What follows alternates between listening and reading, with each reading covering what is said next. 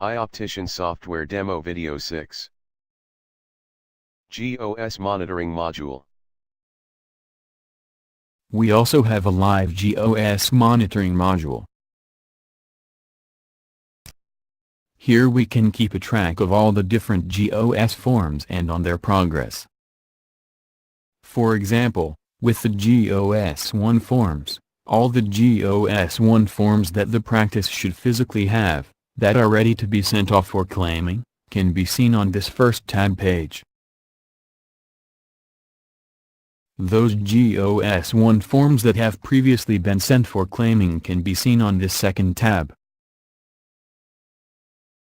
Those GOS1 forms that were sent off and thereafter were paid by the NHS can be found in the third tab.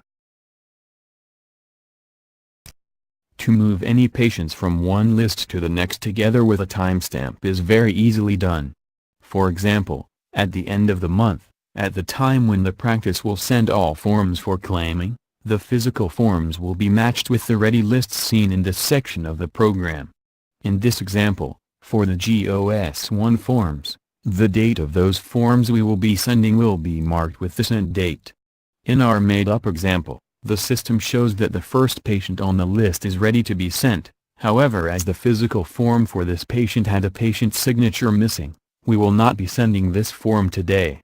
However, all the other patients in the list had all details completed, and so we will be sending them today for claiming. Marking the dates on the ones we are sending can simply be done by double-clicking the date box on the first patient form we are sending.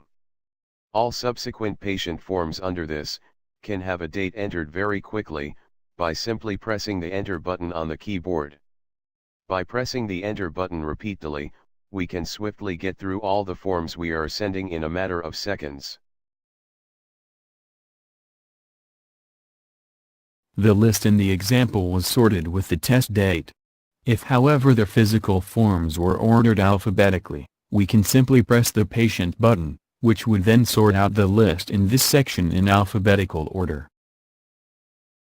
After entering the dates, we can see those ones we just marked, move to the sent list, by clicking on the next tab.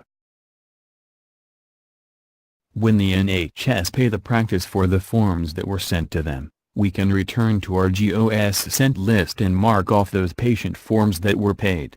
Any unpaid forms will not be marked. In this example, we will just pretend that we have been paid today. However, this step usually takes place the month after when payment has been made to the practice.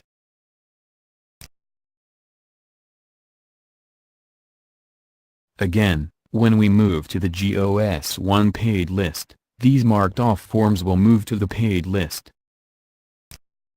The 3 forms we just marked off as paid have now moved to this alphabetically ordered paid list. We can see one of the patient forms that we just marked off here.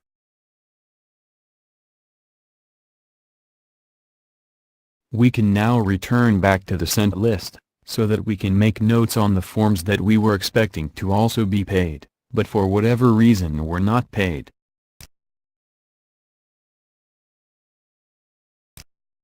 The reasons for not being paid can be filled out on each record.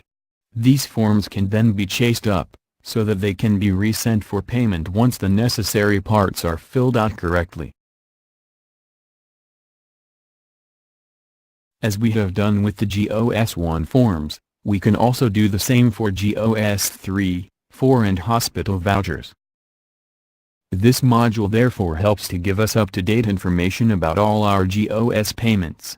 This helps to keep a close eye on all forms, saving time, and more importantly making sure no forms get left unpaid, especially in the case of any delays.